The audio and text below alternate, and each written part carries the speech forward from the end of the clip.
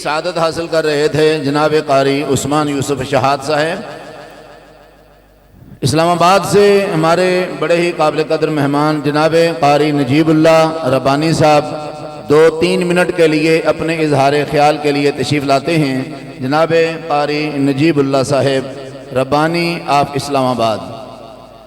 Time बहुत कम है, जो हजरात तशरीफ़ लाएंगे उनके पास टाइम सिर्फ 2 या 3 मिनट का टाइम होगा।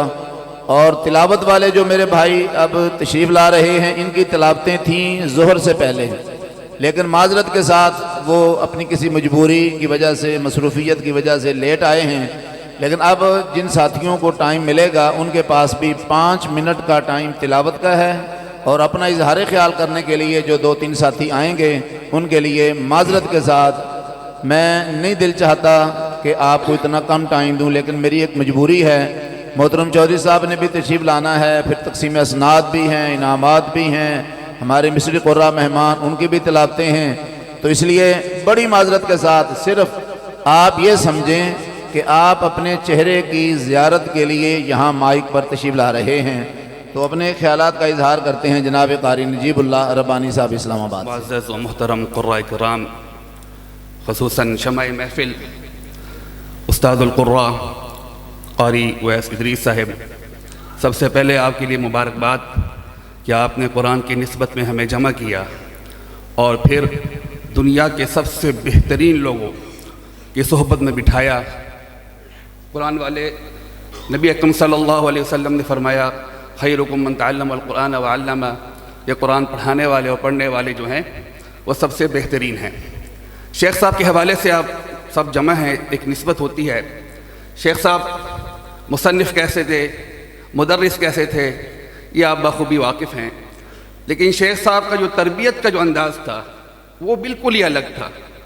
मैं मसलक देवबंद से ताल्लुक़ रखता हूँ और मुझसे पहले कारी ख़ातम बिलाल साहब यहाँ से हो गए हैं, वो मसलक बरेलवी से ताल्लुक़ रखते हैं। लेकिन ये मेरे शेख साहब का इजाज़ था कि हम एक ही पट्टी पे देवबंदी बरेलवी अहले हदीस पढ़ते थे माशाअल्लाह। और यही आपने उनकी जनाजे पर भी देखा होगा कि हमारे तीनों मसलक के काबिल उनके जनाजे पर रो रहे थे। अच्छा, तो शेख साहब तरबियत कैसी फरमाते थे, एक दिन मुझे कहने लगे कि तुम अपने उस्तादों के लिए दुआएं करते हो। मैंने कहा जी उस्ताद, शेख साहब करते हैं। फरमाने लगे नहीं, ये दुआ भी करते हो, या अल्लाह अगर मेरे उस्ताद में कोई ऐब है तो मुझ पर कभी आया ना करना, क्योंकि जब उस्ताद का कोई ऐब आया हो जाता है फिर आप उस्ताद के नूर से फैज़ हासिल नहीं कर सकते। अल्लाह अकबर। फिर फरमाने लगे कि क्लास में 2 तरह के तालिब इल्म होते हैं, कुछ बड़े साफ़ होते हैं, कुछ बड़े गंदे होते हैं, कुछ अमीर होते हैं, कुछ गरीब होते हैं। अगर तुम्हारे दिल के अंदर ये आया या इससे बदबू आ रही है तो वो भी तुम्हारे सीने में जो इल्म है वो हासिल नहीं कर सकेगा। उससे बेहतर तरीका ये है कि रोज़ सुबह नहा कर वज़ू करके खुशबू लगा के आया करो और दोनों तालिब इल्मों को एक जैसे लिया करो। ये हमारी शेख साहब की, एक दफ़ा मैं उनके पास हाजिर हुआ और मैंने कहा शेख साहब हालात अच्छे नहीं हैं, आप मुझे इजाज़त दें मैं कोई कारोबार कर लूँ। तो फरमाने लगे तुम तो अहलुल्लाह हो, अल्लाह के घराना है।